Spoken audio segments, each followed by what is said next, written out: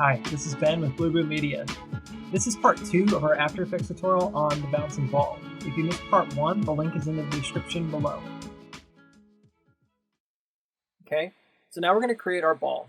So I'm going to select, using left mouse click, I'm going to hold down, I'm going to select the ellipse tool, and I'm going to change this fill to something a little bit brighter. Hopefully not too offensive to the eyes, but let's go with a nice like green pastel-y color. Yeah, and a little darker, I think. No, because it's going to be on a black background. I want it to be in nice contrast, so something like that. I'm going to go ahead and make it, and I'm going to make it about the size of the ball. Now, if you remember, you hold Shift while you're clicking and dragging to lock the proportions. I'm going to get them roughly the right size, and then I'm going to use my mouse wheel to scroll in and kind of zoom in. I'm going to hit Spacebar, and while you're in the viewer here, the viewer window, and you hit Spacebar, it's like a hotkey for hand. You could hit H and it switches to hand, but what I like about Spacebar is that when you let it go, it goes right back to, so if you click and hold it and then you let it go, it goes right back to your selection, which is great. If you were to just tap Spacebar, it's going to render the video, right? So we don't want that, but if you click and hold Spacebar, you can actually then left click and drag. Okay, and this is a great way for navigating. So again, scrolling, hitting and holding Spacebar, left clicking and dragging. Really easy way to kind of navigate in and out of your scene. All right, let's do something that we haven't talked about before, which is move the anchor point. So when we created this shape layer comes with some interesting properties. Talk about the contents, and the reason is because shape layers can actually have multiple shapes inside them. If I have this shape layer selected and I click on the circle and I make another one, you'll note that down bottom it actually added another ellipse. And what's interesting about this is that your transform tools will move everything together. It's almost like a grouped layer. Okay, where these items are grouped within the layer. They're nested within the layer. Generally speaking, I don't find that particularly useful.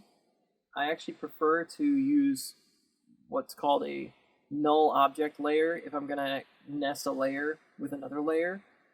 But if you're creating, maybe like, for instance, you're creating a ball that has spots on it or something, it could be useful, right? Like we could create a ball that has green spots, and by hitting Command D, which is duplicate, we could essentially duplicate, oops, you have to double click to get into the layer to select. We could do something like this, and that way you have some rotational properties. But just keep in mind that each of these individually has its own anchor point, and it's quite fascinating. So basically, each of these has its own set of transform properties. If you were to open them up, you'll see it says transform. So you could technically animate these if you wanted to, and each of these has its own anchor point. The anchor point being that little target, which is in the middle. Let me zoom in so you can see that. See that tiny little target right there? You'll also note that if it's hard to see, like let's say for instance you're looking at this and you say, man, it's hard to see that. The reason these colors are the way they are is because of the layer color. If we want to change the tag color of the layer, we go over here and change it to like pink. You see how it changes them? It's pretty cool. Yeah, if we did green, it'd be really difficult to see. Okay, so you could pick something that's going to stand in contrast. Like in this case, like red would be high contrast. I don't like that. It's kind of dark. Lavender, it's whatever. Whatever you want to do. So, seafoam, also very difficult maybe to see. But anyways, you can play around with that. I don't like to change my layer colors too much unless I just can't see. So I'm going to change it to yellow. I think that's probably the most visible option here. And you'll see that inside of this layer, each of these has its own anchor point. And the anchor point determines how this thing scales. So if I were to hold this in scale, it scales towards the anchor point. It also determines how it rotates. So if I were to click on the rotation here and rotate, you see it rotates around the anchor point. So it's important to note that anchor points determine scale and rotation, and they also in some ways determine position. Like if I have a position, it's actually keyframing not from the shape, but from whatever this position is. So if I make a mistake later and I need to change my anchor point, it can be quite detrimental. It can look like it's shifting your whole animation over. So keep that in mind as you guys work. You need to always think about your anchor point first. Your anchor point is going to largely determine how this thing moves, like where it's moving from, how it's rotating, etc. Okay? So that being said, I'm going to go ahead and select my anchor point by using this tool up here called the Pan Behind or Anchor Point tool. We're not going to talk about the pan behind part of that just yet. We're going to talk about the anchor point though. That is important. You'll see that the hotkey for that is Y. And if I have this layer selected and I'm trying to move my anchor point, I want to make sure I'm on the layer and I'm not on one of these individually. See if I'm on these individually, so it gives me these anchor points. So I want to select the actual layer itself, the collapse contents, and I move this anchor point over. And you'll see that when I do that, down in the transform options down here, the anchor point is being moved. Now, you could reset the transformations on this thing and make it zeroed out. I don't think it's particularly useful in this situation, so I'm not going to worry about it. Basically, once you get it about center, and it honestly can be just about center, it doesn't have to be perfect, okay? Then you can deselect it, and there you go. Now it's rotating around this position, okay? Whereas before, maybe hit Command Z and go back. If we were to rotate it, it rotated around the anchor point over there. So just take note, okay? All right, we're gonna move our anchor point using that pan behind tool. The reason why I want to go ahead and get this all settled is because when I start animating, I don't want to have to worry about this again. Okay, so I'm going to take a quick break. I'm going to fix this ball and make it look more like a basketball so that we can see the rotation as it spins instead of just being like 3 different circles. You can use different shapes for that. You can use the pen tool. If I'm creating a shape with the pen tool, it should work as long as I'm in a layer. Okay. It's not a mask. If I were in here, if I were in another layer and I use the pen tool, it would create a mask. But since I'm in a shape layer, it should default to creating a shape. So you shouldn't be in any danger, okay? All right, so I'm gonna go ahead and take a quick break, and when I get back, I will have a basketball. Okay, welcome back. So I've actually finished my basketball, and it looks okay. It's kind of weird looking. I used a stroke instead of a fill on these lines. If you look inside my layer here, you see that it says contents. I just used lines. I used the pen tool and created a series of lines in here, and I got rid of the fill on those lines. So if you click on these, it says no fill right here.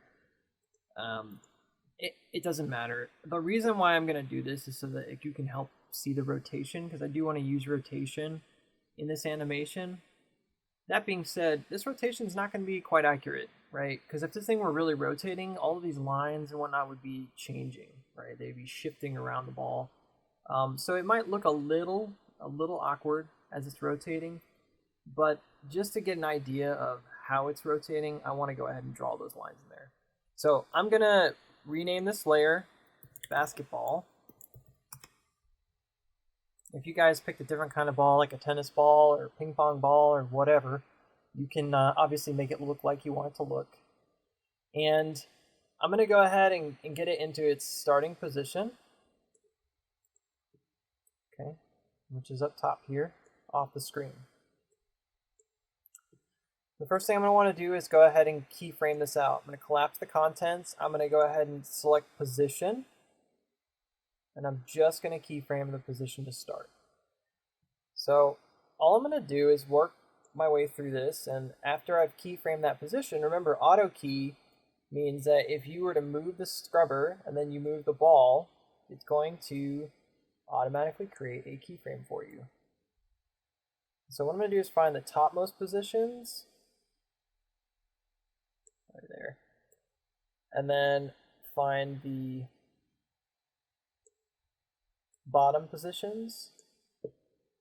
And all I'm doing is working back and forth between the scrubber here and then my positions up here by just clicking and dragging.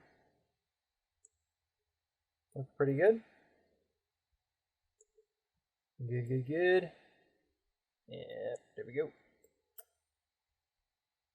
And voila, we're done, right? No, that'd be awesome. Now for this last one, I can't really tell where it goes, but obviously this is pretty much the peak of it. You can kind of see it's rounding off, and maybe another frame, it's off the screen completely.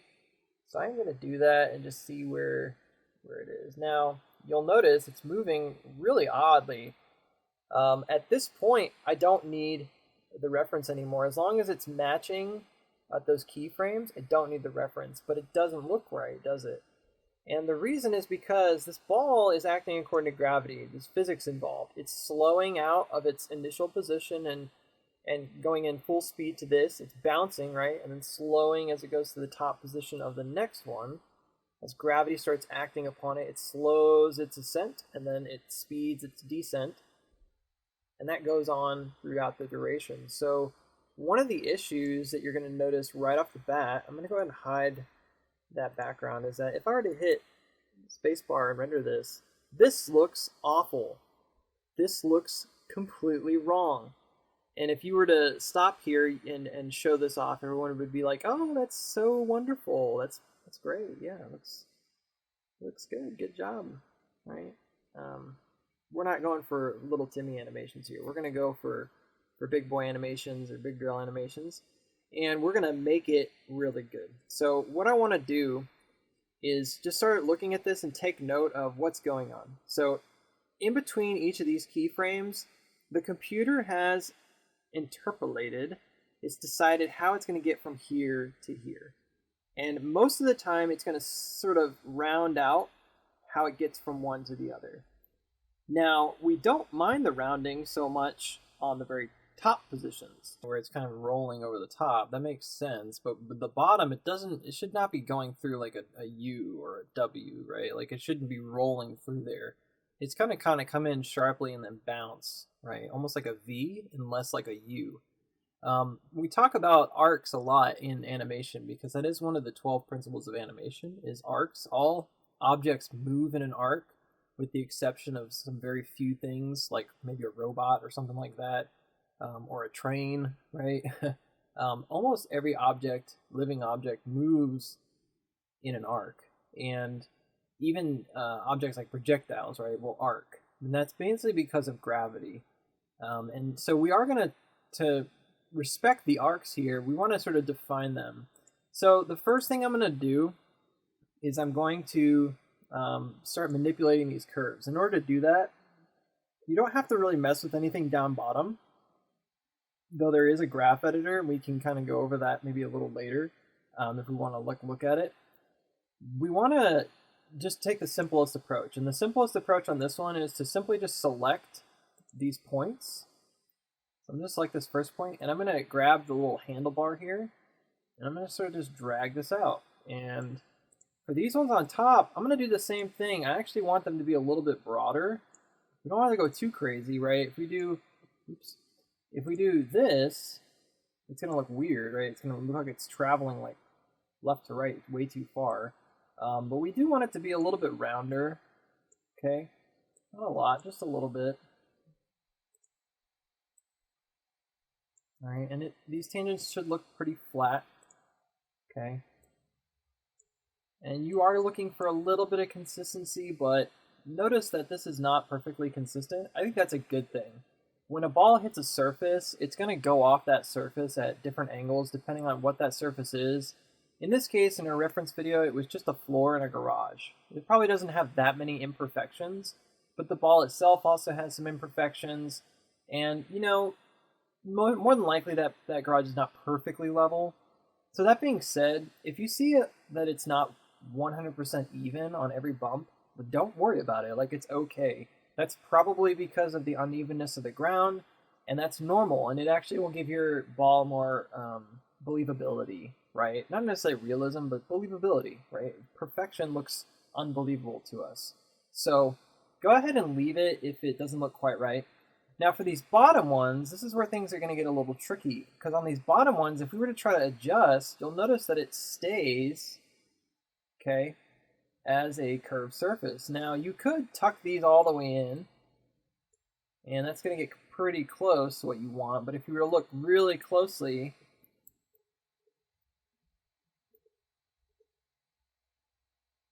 okay, you'll see that this is actually still rounded down bottom.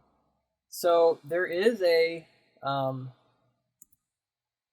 way to adjust this. So look in your pen tool. You see this convert vertex tool? If you click on that, you can actually change a vertex from one thing to another. And if you just click on the dot itself, you'll see it gets rid of the handles altogether. That's all well and good, but now we can't control this very easily. So instead, what you can do is you can click on the handlebars themselves. Oops. You only have to do one, and it breaks the tangent. And once the tangent's broken, this is called the tangent, then you can select them independently of each other. See that? And what's cool about this is that now I can kind of adjust from this side what the arc looks like, how it enters this point, how it enters this position. So just to repeat it, let's go back a little bit on the timeline so you can see it. If you want to break this anchor point, or excuse me, you want to break this tangent, you would select the Convert Vertex tool, again, which is found underneath the pen tool. You just break one of them, one of the handles, and then you can use the Selection tool, and you can adjust it, okay? And it's just going to do that for all of these.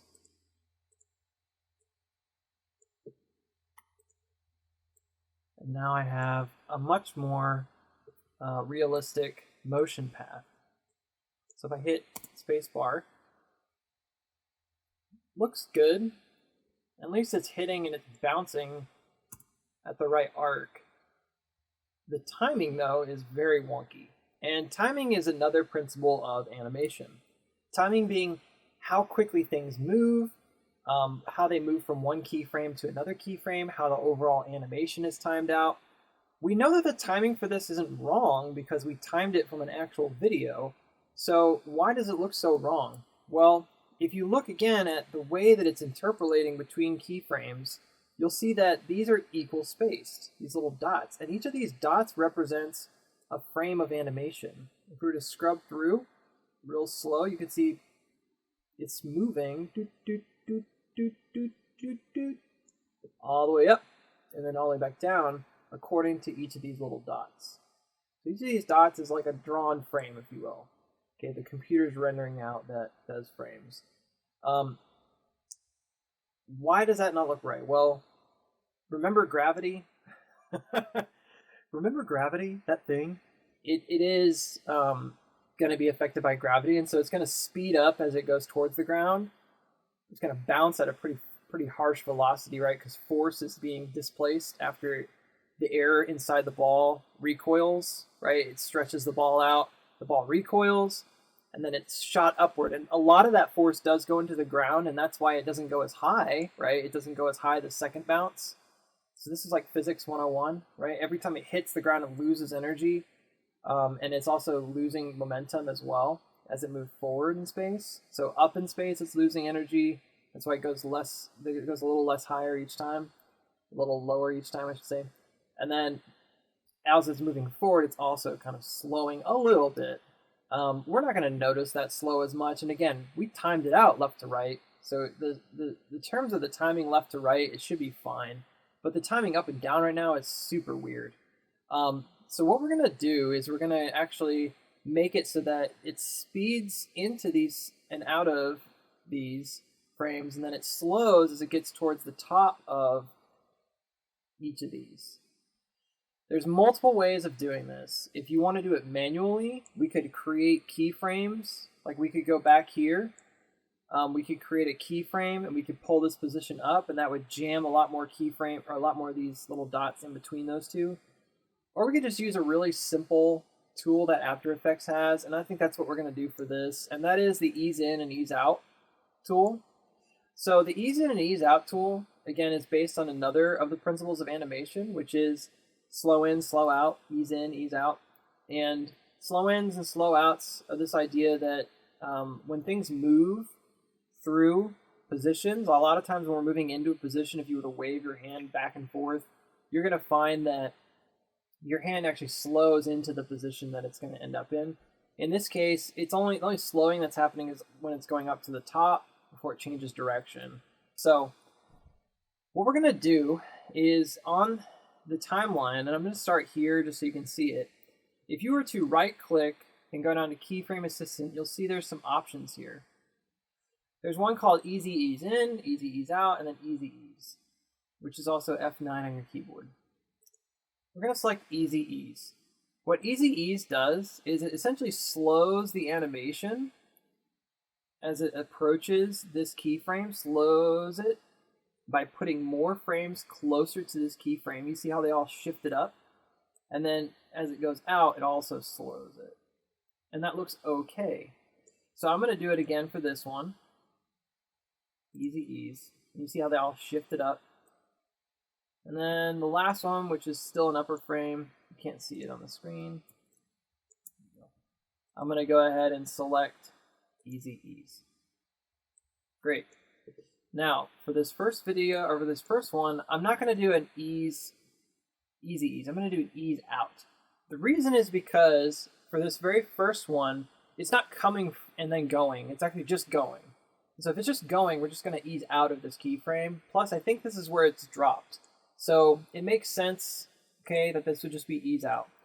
You'll note that the little icons down bottom change because you've adjusted them.